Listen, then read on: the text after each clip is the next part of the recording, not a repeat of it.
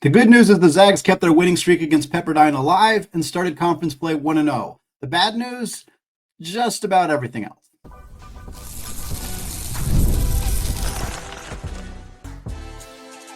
You are Locked On Zags, your daily podcast on the Gonzaga Bulldogs. Part of the Locked On Podcast Network, your team every day. What is going on, y'all? Happy Tuesday. Happy final day of the year 2024, and welcome into the Locked On Zags podcast, part of the Locked On Podcast Network, your team every day. I'm your host and longtime Gonzaga podcaster, Randy Patton, here to bring you news and updates on all things Zag athletics.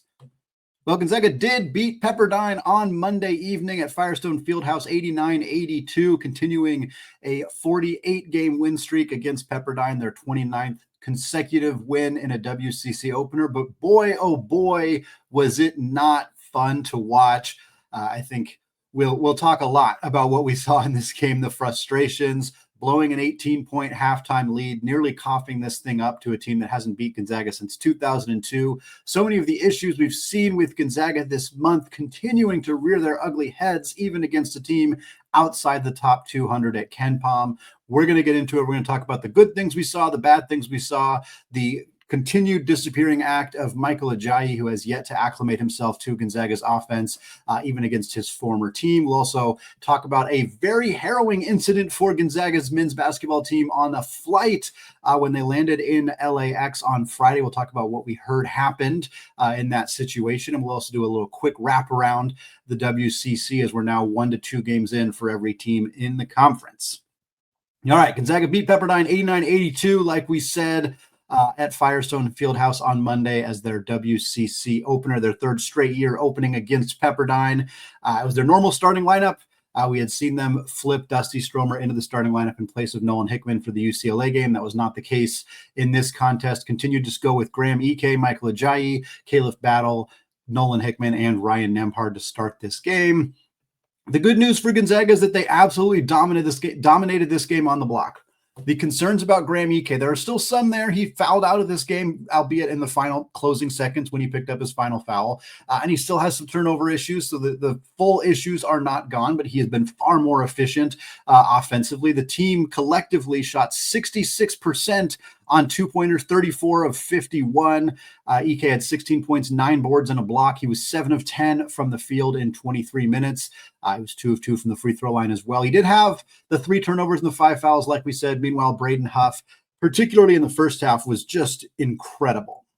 He finishes this game with 19 points, 6 rebounds on 9 of 10 shooting. That's in 17 minutes. At halftime, he had 17 points, 6 boards on perfect 8 of 8 shooting. He had some of my favorite plays of this entire game. For starters, he came in the first half, played a normal rotation, subbed out of the game to get a breather. Graham Ike came in, immediately picked up his second foul, a trademark Graham Ike move, and Braden came right back into the game with literally like 45 seconds of rest, and then played the rest of the half, and that's when he did most of his damage. Really, really good stuff from Braden. He didn't play much in the second half because Graham was awesome, and the idea of Gonzaga watching their 18-point lead slip away, and the only player keeping them in the game was Graham. So I understand why Mark Few didn't bring Braden back in, although it was kind of surprising to see a player who had that good of a first half not really play in the second half in a game that Gonzaga wasn't playing very well in. But it's not like it's not like Graham was playing poorly either. Those two guys just both absolutely dominated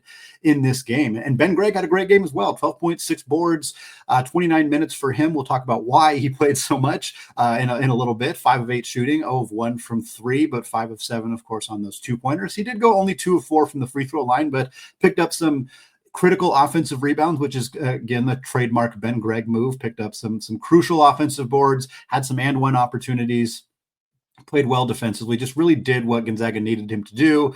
The other positive in this game, Khalif Battle, kind of finally looked like what we want Khalif Battle to look like. 21 points for him, 3 boards, 3 assists, and a steal. He played 33 minutes, 7 of 11 from the field. He was 0 of 2 from 3, but again, 7 of 9 on those 2-point attempts, 7 of 8 from the free throw line. We need much more of this.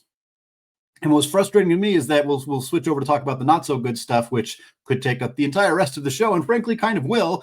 Ryan Nembhard was really out of sorts. And what frustrated me and where I think that this conversation needs to be looked inward on the coaching staff of, why are we not letting Khalif Battle do more in the pick and roll? Why are we not letting him get downhill? He's so good at it. And yes, Ryan Nembhard is also good at it. And when Ryan Nembhard starts going towards the basket, his ability to find open players, whether it's look out at the perimeter and hit an open three-point shooter, whether it's a dump pass to Graham Ike or Huff or somebody down on the block, he's much better at that. Khalif Battle, if he's going downhill, he's probably not past the ball.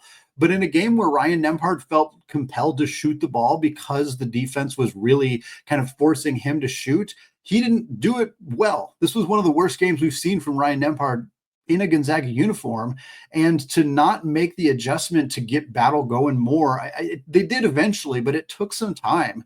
And there were some good plays for Nembhard in the second half, some of those double screen actions where they had the big set of screen and then Dusty set a screen in kind of the mid-post area. And the first time they ran it, Ryan got a super easy lane and they ran it again right away. And I was like, yeah, good. Keep doing it. Make Pepperdine stop it. But I just wish we'd see more attempting to get Nolan going offensively in the pick and roll or Khalif going offensively in the pick and roll, not feel so reliant on Ryan to be the playmaker because when he has bad games, it feels like the offense just dramatically stalls out. And if we didn't have such high level performances from Graham and Braden, this game might've gone a different direction.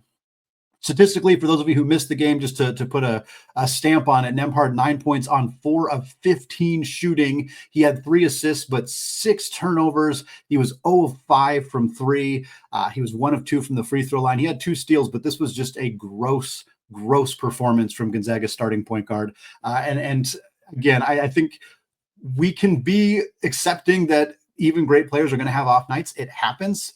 I think there's an argument to be made that he's maybe a bit rattled from the end of the game disaster that happened against UCLA. But the problem for Gonzaga is when your starting point guard has a bad night and you just seem really out of sorts the entire game because of that, that is an issue. That is an issue that needs to be addressed. And we're already have seen teams figure out to force Ryan to not be able to play make as well as he can. And you have a good chance of winning the game. And that needs to be addressed by the coaching staff. And it needed to be addressed 3 weeks ago.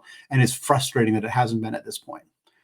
Another thing that needs to be addressed, and I know it's a little bit more difficult for a coaching staff to fix, but Zags can't shoot threes. 2 of 15 in this game. Both of the makes came from Nolan Hickman. He was 2 of 4. Nembhard was 0 of 5, like we said. Battle was 0 of 2. Stromer was 0 for 2. Both Ajayi and Ben Gregg were each 0 for 1. Now, I will say the Zags made the best adjustment I think they could have in this game, which is they went 2 of 11 from 3 in the first half, and they only took 4 in the second half because the front court was working. If Braden's going to score 17 and a half, if Graham's going to go off the way he did, don't shoot any more threes. And so I do think that is a good adjustment, but it is not a long-term solution. They need to figure out how to get more shooting, how to have more success from beyond the arc, because this team is too over-reliant on the bigs, too over-reliant on offense inside the paint, and it's not always going to serve them well. And we saw that in this contest. Zags also coughed it up 13 times in this game. What was incredibly frustrating was how many turnovers they had to start the second half. The first 5 to 10 minutes of the second half has been a huge black hole for Gonzaga this season. It has been shocking how bad they have been at that point in the game. And again, in this game, they built an 18-point halftime lead. They were planning to kind of continue to do what they had been doing, and they come out in the second half. And credit to Pepperdine and Ed Schilling, the coach, for doing some things differently, getting Mo Odom the basketball. He had a phenomenal game, one of the best individual performances I remember seeing against Gonzaga from a player in Pepperdine, at least, if not from anybody in the WCC, at least in a while. We've seen some big games, but man, Mo Odom was just tough shot after tough shot after tough shot, finished with 24 points and 8 assists, 9 of 16. It kind of forced Gonzaga to do some different things defensively. Dusty Stromer played basically the entire second half, and he didn't do much offensively, but that's because he was working his tail off defensively. Gonzaga's defense individually on Mo Odom wasn't that bad. I mean, again, he hit so many tough shots. The amount of fadeaway jumpers with Dusty's hand right in his face that he just continued to hit nothing but net. It was a great performance from him. And I think you got to tip your hat in some ways. A lot of what happened in this game was errors by Gonzaga, was errors by the coaching staff, was mental mistakes by the players. Do not get me wrong. This is not just maybe Pepperdine's actually good. No, Pepperdine's not that good. They made some good adjustments, and Gonzaga failed to make the counter adjustments, failed to figure out what was going to work, struggled mightily defensively. They had 50 points in the second half to a Pepperdine team that's barely in the top 200 in adjusted offensive efficiency at KenPom. That is not good enough, and it is going to be a problem. Probably not against Portland, hopefully not against LMU on Saturday, but it is going to be a problem if they cannot figure this stuff out. Well, we talked about the bad stuff we saw in this game. We didn't talk about probably the most notable not good thing from this contest. We had hoped a homecoming for Michael Ajayi might get him back on the right track, but it only seemed to exacerbate the issues we've seen from him this season. We're going to talk about that and a few other things that we'd laid out before the game as keys to a victory coming up here in just a second. But first, folks, did Rocket Money help you find any subscriptions that you forgot about or that you were paying for twice? That definitely happened to me. I had a few subscriptions I didn't even realize I was still paying for, and Rocket Money made it so easy to track them all down. It's kind of like having a personal assistant for your finances. Rocket Money is a personal finance app that helps you find and cancel your subscriptions, monitors your spending, and helps lower your bills so that you can grow your savings. It brings everything together in one place, whether it's subscriptions, your spending habits, or even the goals you want to hit this year.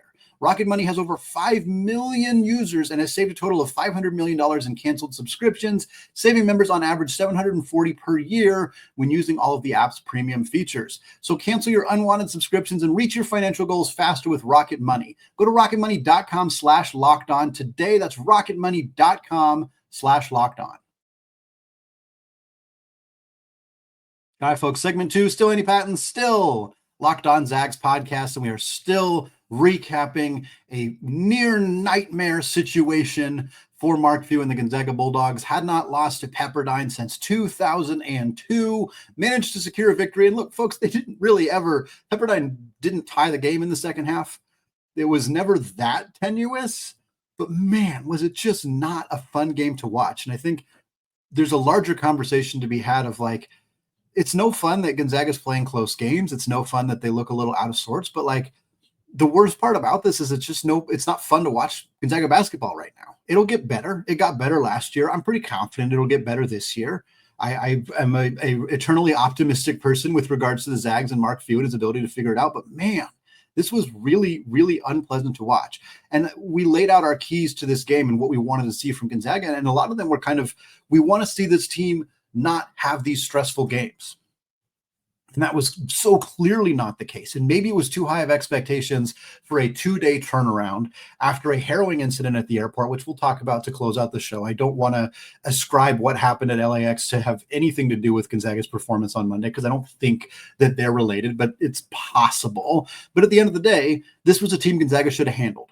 Our first key was to start fast. We wanted them up 10 at the first media timeout. They were up 2. 13-11 at the first media timeout. It was 18-13 at the second media timeout. The under 8, it was 25-19. And then it was 50-32 at halftime. So for the first 12 minutes of the game, Gonzaga was maintained a lead, but was never outside of a couple of possessions. Then they finally went on a torrid stretch in the final few minutes of the first half to get an 18-point lead. And we thought, okay, didn't exactly start fast, but it's going to look like the Bucknell game. It's going to look like the Nichols game where they play bad for the first 10 to 15 minutes. They play well in the last 5 minutes of the first half, and then they play well enough in the second half to maintain a 15 to 20-point lead. And then Gonzaga scored in the first possession of the second half, had a 20-point lead, and that's kind of what we felt was going to be the situation. And then Pepperdine went on a 14-0 run, continued to score, dropped 50 in the second half, had it within 4 points in the final minute. This game ended up being stressful from tip to the very end of the game and was not at all what we wanted to see from Gonzaga with regards to starting fast in either half. Key number 2 for Gonzaga was to get back to defending the perimeter at an elite level. They let UCLA shoot 50% from beyond the arc, but they had been playing outstanding defense on the perimeter otherwise this season. And again, first half, pretty good. Pepperdine actually started this game 3 of 4 from 3. And then they went 1 of 13 in the rest of the first half. They finished the first half 4 of 17. And then in the second half, they went 5 of 12. Mo Odom did a lot of that damage. He hit the first 2 threes of the second half for them. Overall, Pepperdine finished 9 of 29 from 3, 31%. So they weren't lights out by any stretch, but you don't want to give any team 9 made three-pointers in a game. You certainly don't want to watch a team shoot 5 of 12 against you in the second half and bring the margin closer like they did. So Gonzaga's perimeter defense, again, I thought Dusty's defense on Mo Odom was pretty good despite Mo Odom's performance. They switched Emmanuel Innocente on him at times, and that worked well. But There was too many possessions where Gonzaga turned it over and gave up a transition three, a wide open opportunity. We saw a few of those. Sidorovic hit a few of those for the Wave. So there's just too many things that Gonzaga did to give Pepperdine open opportunities. And credit to the Wave, they knocked them down when they had them. But you can't give any team, especially not a team playing at home, an opportunity like that. Key number 3, this is the one I really want to focus on here. We were hoping that this would be the start of Michael Ajayi's renaissance this season, because he has not been that guy for Gonzaga. Frankly, he hasn't even been close to that guy. He has looked lost on offense. He plays hard on defense, but he commits a lot of fouls. Offensively, he's turning the ball over at an incredibly high rate. He doesn't look confident in his jump shot. He doesn't look confident in what he's supposed to do with the basketball. And we thought maybe in his old gym, where he averaged 18 points a game last year, maybe that'll be kind of a chance for him to get back on the right track. Didn't happen. In fact, I think it showcased even more of the issues he's having. 11 minutes for him. Ben Gregg played the other 29 at the power forward position. Ajayi finished with 2 points on 1 of 3 shooting. He was 0 of 1 from 3. He had 4 turnovers. He had a mid-range jumper early in the game after missing his first 3-point attempt. He had a really nice drive to the hoop at one point in the first half that I really liked. It did get blocked, but Huff cleaned it up and scored, and I thought him going to the rim and trying to score in that situation was what we wanted to see him do. So then he starts the second half, as all the starters do, and just a really, really bad stretch. Pepperdine's ability to get back in the game was really in large part due to Ajayi's horrendous first few minutes in the second half. He had 2 straight turnovers where it just looked like he was playing with a different team. He tried to make an entry pass to Graham Ike when Graham was very clearly coming out to him to set a screen. It was a miscommunication. Hard to not think it was Ajayi's fault, considering how long Graham has been in this system and how the other players reacted. Michael basically bounced the ball off Graham's knee because Graham was coming towards him. I think it was the next possession, if not 2 possessions later, when Michael swung the ball around the perimeter while Ryan was going to set a screen the other direction. So he just threw the ball straight out of bounds. After that one, Ajayi literally smacked his hands on the ground in frustration in front of everybody. You could just tell he was mad at himself, frustrated at the situation. He got pulled shortly after that, and he didn't come back in the game. That's been kind of the story with Michael Ajayi this year. You can see the talent. You can see the rebounding. You can see the offensive skill. You can see that the jump shot form looks pretty good. But man, the performance has just not been there. Worth remembering that Ryan Nembhard was shooting 15% from 3 at this time last year, and he shot 40% in the rest of the season. He also looked a little bit more out of sorts in the first half of his first season at Gonzaga before turning it on in the second half. It is very possible that Michael returns some level of success in the second half of the season. The 3-point shot likely returns to a more normal rate. I don't think he's going to shoot 40% in the second half, but I wouldn't be surprised if he shoots over 30 at least. And I think we'll see the turnovers come down as he gets more comfortable in the system. But it has been a really, really rough start for Michael Ajayi. And at this point, I wouldn't be surprised if he has started his last game in a Gonzaga uniform, or at least this season. We talked about this last week. He does potentially have the opportunity to return for another season if he wants to, if the Zags will want to have him back next year. But right now, he doesn't look like a player who should be starting on this team, and I wouldn't be surprised if that's no longer the case for him going forward. Key number 4 was to get the bench going. We already mentioned Braden Huff and Ben Gregg both having big games. We mentioned Dusty Stromer having a quiet night, 4 points and 3 boards. He had 2 fouls. He was 1 of 3 from the field, 0 of 2 from 3. He did knock down a pair of free throws, but more importantly, he played good defense throughout the second half, was really utilized correctly, I think, to have him playing as much. It was unfortunate that it meant Nolan Hickman, who had a good first half, didn't play much in the second half because they needed Dusty's size and length to guard Mo Odom. I wanted to mention Emmanuel Innocente as well. He was going to check in at in the end of the first half, ended up not getting in as there was no whistles in the last 2 minutes of the first half, but they were going to have him kind of come in and play defense and avoid somebody else picking up a foul. He got to come in later in the game against Mo Odom and immediately caused Mo Odom to turn the ball over. I think Gonzaga had a 4-point lead, pushed it to a 6-point lead after that. It was a really critical play, and I thought a shrewd coaching move from Mark Few in a game where I thought he did a lot of things not very well. I thought that Innocente getting subbed in that situation and being used as a defensive offensive sub in the last few minutes of this game was a smart decision. Just wish we didn't need to. I wish we could have played Innocente for the last 5 minutes of the game because there was a large margin of victory, not because we needed his defense in a close game. But alas, it was still good to see him out there playing well. And then our fifth key was we wanted to see a blowout game without any drama. And wow, we did not get that at all. We didn't get that at all. This was a very, very high stress, dramatic, frustrating game of basketball. And we have to hope with 2 more games this week, part of a 4 games in 7 days stretch for the Zags, that we can see this team rebound against Portland on Thursday and against LMU on Saturday. Neither team is very good. LMU is about a little better than Pepperdine at the Ken Palm. Portland is horrendous, so that shouldn't be a problem for Gonzaga, but we will see how this team responds after another too close for comfort performance here against the Waves of Pepperdine. Well, I've teased it a couple of times. Gonzaga's trip to LA got off to a horrendous start when the team plane nearly taxied into a plane that was taking off. The incident is now under investigation. We're going to talk about that and give a little whip around the WCC in the first couple days of action coming up here in just a second.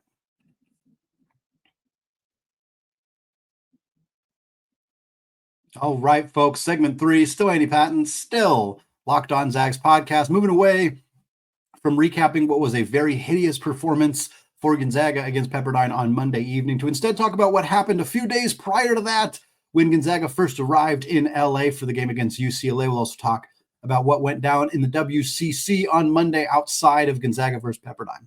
So we'll start with what happened at LAX. For those of you who missed this story, it was reported that the FAA, the Federal Aviation Association, is doing an investigation into an incident that happened Friday afternoon when Gonzaga's plane landed at LAX. They landed at LAX about 4:20 p.m. on Friday, a little 21 hours or so before their tip against UCLA on Saturday. While they were taxiing to the terminal, the plane was instructed to stop to give a Delta commercial flight, which was headed to Atlanta, room for takeoff. Gonzaga's plane went past the intended stopping point, which at that point an air traffic controller was screaming, "Stop, stop, stop," to the plane, to the pilot, before they finally did stop. If you watch the video, it was captured by a photojournalist. It was posted all over social media on Sunday. I saw it on Monday. Throughout the day, I saw it on Monday. It was reported by the LA Times, reported about it. The Seattle News reported on it as well. You can watch the video clip. It was pretty scary. They probably weren't as close as it looked. But when you watch the video, you see the plane taking off, and you see Gonzaga's plane still moving until like the last possible second they stop. Had there been actual contact between these two planes, we would be having a horrifying conversation. Right now, that was not the case. The spokesperson for the FAA said that the plane did not cross the runway edge line, meaning that there basically, the way I interpreted it after reading multiple stories about the incidents and watching the video, it sounds like there are, as there should be, multiple fail-safes for avoiding these kinds of incidences happening on runway terminals.